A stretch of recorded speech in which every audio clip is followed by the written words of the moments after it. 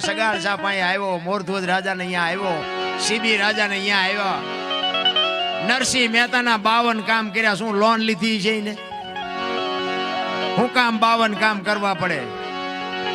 આ ભગવતી બેઠી બાપુ, તમે એની હારે સુરતા રાખો. 52 નહીં, 52 કરે. હું સાક્ષી પૂરું તમારા. પણ હાકડીમાં આવો ને દીદી આ નાળિયેર માનો ને પછી આઈન પા મોઢું ન કરો. એને નથી ખબર તેમ કેટલા ડાયા છો. તમારી કાયમ બાપુ એની હારે સુરતા હોવી જોઈએ. શબ્દની ચોટ હોય બાપુ, માણા માણાને શબ્દની ચોટ. એક તમને સબરીનો પ્રસંગ કહું, રામાયણનો અદ્ભુત પાત્ર. એના ગુરુ મહારાજનો એક જ શબ્દ, બાપુ ભીલની દીકરી, કોઈ અભ્યાસ નહીં, કોઈ ભણતર નહીં, કોઈ વેદ શાસ્ત્રનું જ્ઞાન નહીં. બાપુ રામાયણમાં નોંધ કરવી પડે દીકરી કેવી છે. એના ગુરુ માતંગ ઋષિ બાપુ 7-8 વર્ષની સબરીને કીધું કે આ બેહી જા, વેલો મોડો રામ આવશે. આ એક જ શબ્દ પકડીને બેહી ગઈ.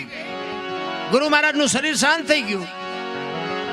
રોજ આમ આંગણું વાળે અને ફૂલડા પાથરે કે હમણાં આવશે, હમણાં આવશે, હમણાં આવશે. હાંજ પડે કે આજનો આવ્યો કઈ નહીં, કાલે આવશે. બીજે દી એનો ઈ પ્રોગ્રામ. હાંજ પડે કે આજનો આવ્યો કાંઈ નહીં, કાલે આવશે. 70 વર્ષ સુધી બાપુ જેની ધારણા ટકી છે, એની કેવડી બાપુ, એની એનો લગાવ કેવો હશે, એનો તાર કેવો હંધાણો છે. અને રામ ને લક્ષ્મણ જેથી સીતાજીની શોધમાં નીકળ્યા અને સબરીનો મલક આવ્યો ને અહીંયા આવ્યા ને પ્રકૃતિ બાપુ રામનું ભજન કરતી હતી. સંતો કહે છે એક જગ્યાએ તમે 3.5 કરોડ નામના જાપ કરો ને એટલે બાપુ આ ધરતીમાંથી અવાજ આવવા માંડે, ઝાડવામાંથી અવાજ આવવા માંડે. પ્રકૃતિ ફેરવી નાખેલી સબરીએ. લક્ષ્મણ રામને પૂછે છે મોટા ભાઈ આ કયો મલક આવ્યો? આ તો પ્રકૃતિ તમારું ભજન કરે છે. એ કે અત્યાર સુધી આપણને બધા સંતો મળવા આવતા હતા ને, કે હા, કે આજ આપણે એક સંતને મળવા જવાનું છે.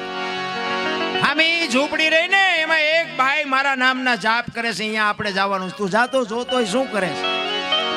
તેથી સબરીની બાપુ 70 વર્ષની 80 વર્ષની ઉંમર, ચાંદીના પતરા જેવા વાળ થઈ ગયેલા અને આંખમાંથી આહુડા હાલ્યા જાય ભાઈ. એવી વેદના એની. અને આમ નેજવા કરી કરીને જોતી હતી, રામ ક્યાંથી આવશે, રામ ક્યારે આવશે. મારા ગુરુએ કીધું છે પણ હું પૂછવાનું તો ભૂલી ગઈ કે રામે કેવા કપડાં પહેર્યા છે, રામ કેવું વાહન લઈને આવશે. આવું તો મેં કઈ પૂછ્યું નથી. નહીં આવે અને નહીં આવે એમ કે ને ત્યાં અંદરથી અવાજ આવે, મારો ગુરુ બોલ્યો એ કોઈથી ખોટું પડે નહીં. જો આ ગુરુના શબ્દનો ભરોસાની વાત. મારો ગુરુ બોલ્યો એ જિંદગીમાં જૂઠું ન પડે. પણ હવે મારી ઉંમર થઈ ગઈ જવાની, હજી કેમ ન આવ્યો? અને એમાં લક્ષ્મણ આવી અને અહીંયા જોવે, પણ એ સબરીની ભક્તિ જોઈને બાપુ લક્ષ્મણ ધ્રુજી ગયો. શેષ નાગનો અવતાર પરશુરામને પરસ્યો વાળી દે એવો લક્ષ્મણ સબરીની ભક્તિ જોઈને ધ્રુજવા માંડી ગયો. આ મારા ભાઈના નામ ઉપર આને આખું જીવન ઓળ ઘોળ કરી નાખ્યું. લક્ષ્મણ બાપુ જળજળી આવી ગયા. લક્ષ્મણ અને સબરી આમ નેજવા કરી કરીને જોતી હતી અને ગાતી હતી, હરવી હરવી ગાતી હતી. હે મારા નાથ, તું કેમ નથી હજી આવતો? મારો શું વાંક છે? મારો શું દોષ છે? મારો ગુરુ બોલ્યો છે, તું કેમ નથી આવતો? અને સબરી બાપુ ગાય છે. આવું ગાવું ને, સબરીએ ગાયું ન ગાયું હોય, પણ આવી કંઈક વેદના હતી સબરીની. કારણ કે ઘણા એવું કે આ સબરીએ ગાયું હતું તેથી, એટલે આપણે એમાં ઉતરવું નથી, પણ કદાચ કંઈક આવી વેદના છે એટલે સબરી ગાતી હતી. શું ગાતી હતી? ઠાકર મને તું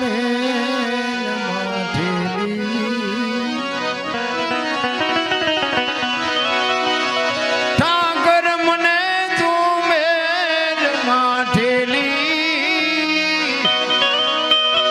અન તું છો એ કલનું બેલી. કાલા ઘેલાય મેં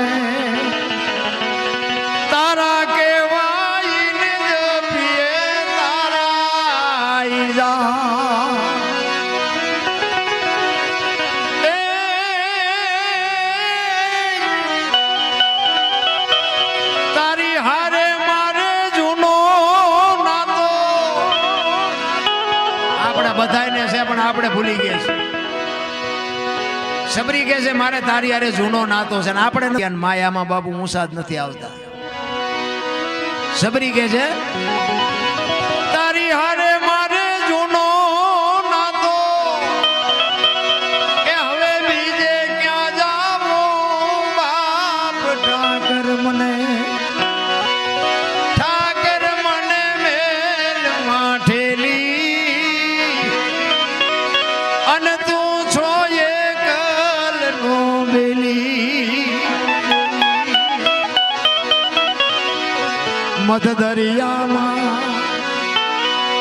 એ મારું વાણ પડ્યું છે ને થાય છે હાલગનો.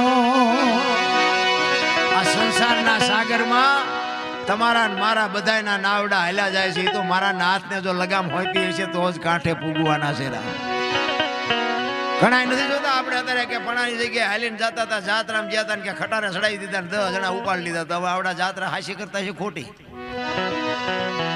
શું કામ બને? હા, એક માની ભક્તિ કરવા જતા હોય કે કૃષ્ણની ભક્તિ કરવા જતા હોય કે રણુજા જતા હોય, જ્યાં જતા હોય ત્યાં હું તમને કહું કે તમે એક એના નામની જો સુરતા હોય તો મને નથી લાગતું ખટારો માથે ચડ્યો હોય તો તમને મારે.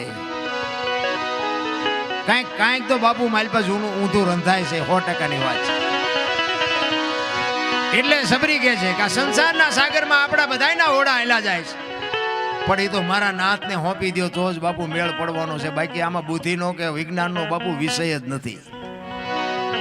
નકર અત્યારે આખી દુનિયામાં તમે જોવો બધા બાયું ચડાવે, કોઈ નાતને બોલાવ્યા જેવી નથી બોલી. નકર હું તો એમ કહું છું કે 18 વણમાંથી એક ને બોલાવો ને એક હોળીમાં બેહારો ને હોળી દરિયામાં વેતી કરો ને ખીલી જાય એટલું પાંકું પાડો. એટલે પાણી કાઢવાની મહેનત બધા હરખી કરે. શું કામ? બુડે છે. હવે બુડે પછી એક થવું પહેલા મરો ને પછી કઈ અમારા દરબાર હોય ના નો પડે, કાઢો કાઢો ને મરશું.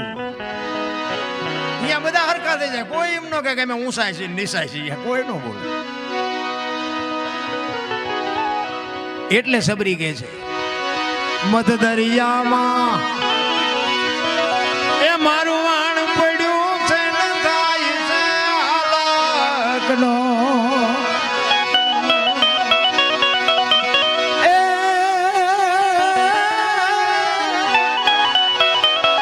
અમારા વાણનો ખારવો બની એ તું ઉતાર જે ભાવ પાર. ઠાકર મને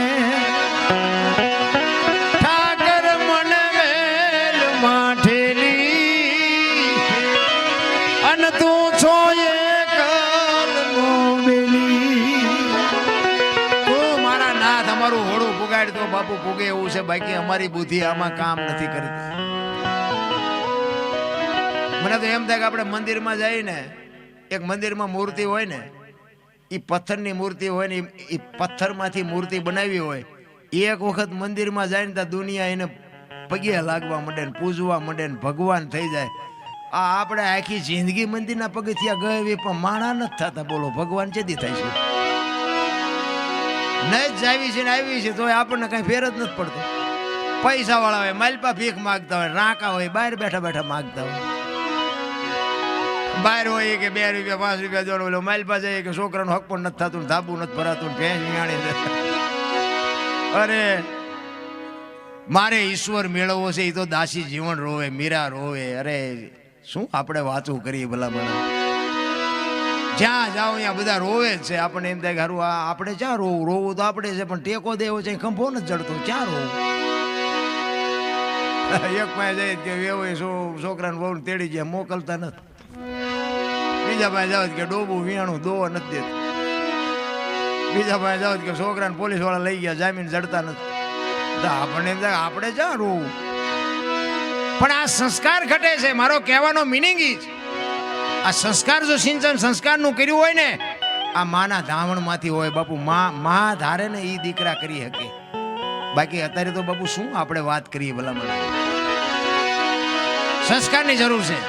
જનેતા એવી હોય ને બાપુ જોગમાયા. હું તો એમ કહું કે હમણાં કીધું એમ એક ઉદરમાં સંતાનનો વિકાસ થતો હોય, રામાયણ ગીતા બાપુ ભાગવત એની હોવારી દીકરી નીકળી જાય ને જો આનો પ્રભાવ ન પડે તો આપણા ગ્રંથોને ઓળખે કોણ ભલામણ?